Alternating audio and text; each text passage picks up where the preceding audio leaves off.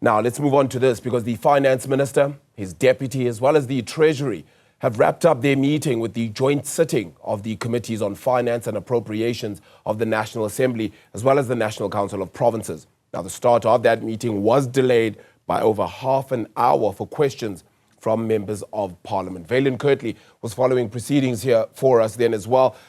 Vaylen, this one was going to be very important because we've never followed, I suppose, this budgetary process as much as we have over the last couple of months now.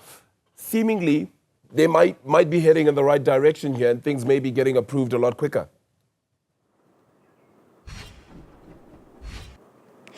If the debates were anything to go by, we still got quite an uphill battle, Arabile. Thank you very much. You mentioned that at 10 o'clock the meeting was due to begin, but the minister wasn't able even to begin speaking until 32 minutes past 10. The first objection being raised by the EFF, followed by the MK party, saying that the meeting was supposed to have the Minister of Finance present and not supposed to be a hybrid meeting. However, some of the objections to that, even though there was a call to postpone the meeting, was that we've got so much to work through, let's just get things done. And finally, when it did get underway, some of the main criticisms that came from the House, from the members of Parliament in the Joint Standing Committees for Finance and Appropriations in the National Assembly, as well as the National Council of Provinces, was that it's not a pro-poor budget. It is an austerity budget. Because if you look at the increases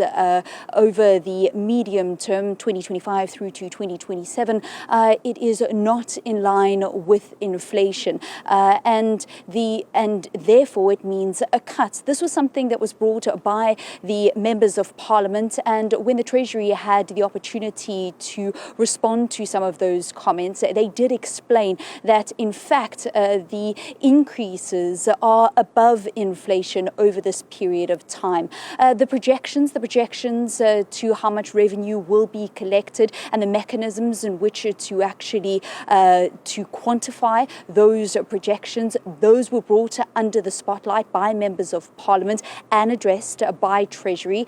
And then also the amount of money that's going to the taxman and exactly what's expected from the taxman. But the kinds of criticisms that National Treasury had to field was something that it seemed as if the minister himself took personally, and also the deputy minister who was in the House, David Masondo, actually saying that this is a pro-growth budget and it is also a pro-poor budget. And in fact, in their eyes, and according to what the numbers say, it is in fact a pro-poor budget. This was his response as he concluded his remarks towards the end of the day from the deputy minister. In the next 3 years, we'll be spending more than $1 trillion just on debt service cost. Almost the same amount that we'll be spending on infrastructure. So all I want to say, and I think the issue around the expenditure, the quality of the expenditure, which Honorable Buke has raised and others, we'll have to look at that through spending reviews to make sure that it's not enough just to raise revenue.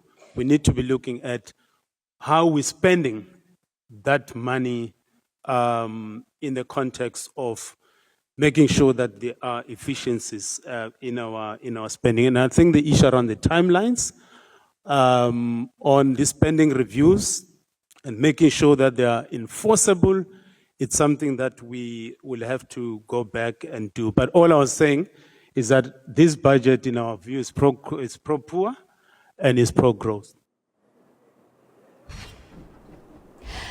And Arabile, as everything around budget 2025 has been around tax, so we did see in this new budget an additional 3.5 billion rand going to SARS and the commissioner who was in the House today. So a total of 7.5 billion rand over the medium term. And the finance minister is hoping for that to bring in collections topping 20 billion rand.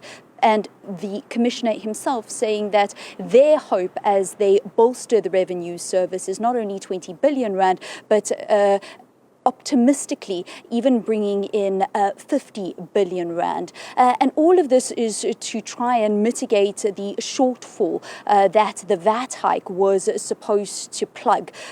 Some of the members in Parliament saying, well, you just replaced the VAT hike with a fuel levy hike, which in its totality is a 4% hike, and a fuel levy hike will cut across all of society, because it's not just those people who drive cars, but it's in fact how we get food into shops. So therefore, the prices of absolutely everything will go up. And the Treasury, National Treasury, to this comment did say that the 4 billion rand that they're expected to get into the Treasury from the fuel levy is in fact not equitable to the projected over 65 billion rand that they were going to get from the VAT hike. And as we're on tax matters, another matter that came up was the fact that we don't necessarily have a change to the tax bracket. So what does this effectively mean?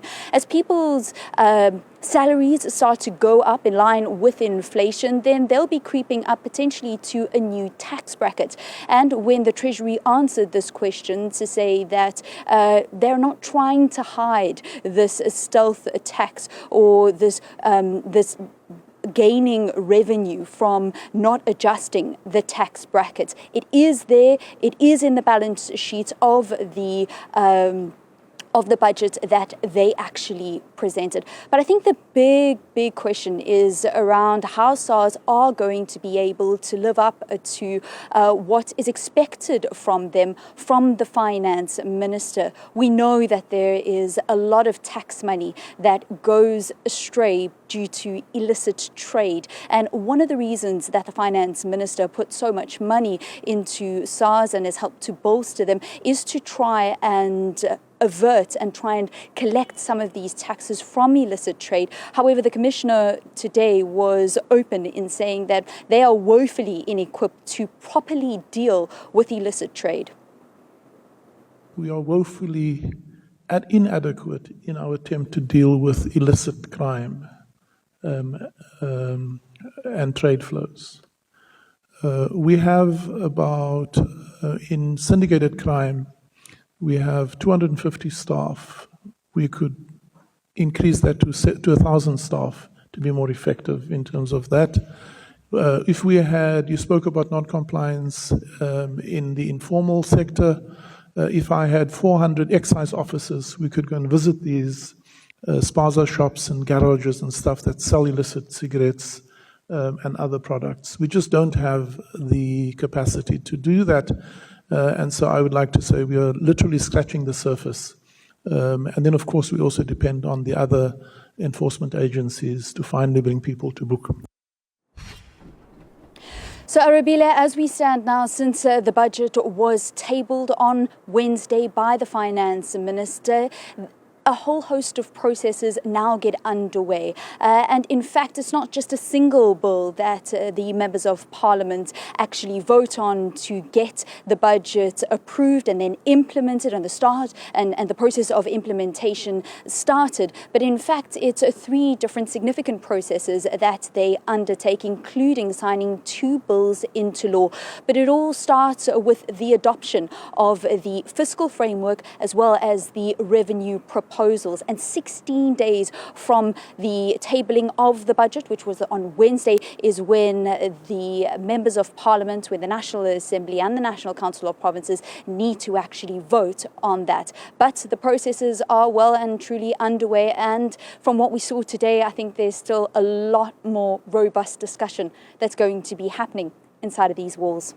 Very interesting, actually, that these conversations are happening so starkly and haven't really been so vigorously attended to and actually questioned in previous years. So very interesting to kind of see this process. And I think a very important one to educate ourselves even as a country. So Vaylen, thank you so much for this reporting. We'll continue to get more on this one because that budgetary process is very significant and important then for the country. And hopefully then in future budgets, as it's held perhaps with a little bit more discussion, that perhaps will get to an easier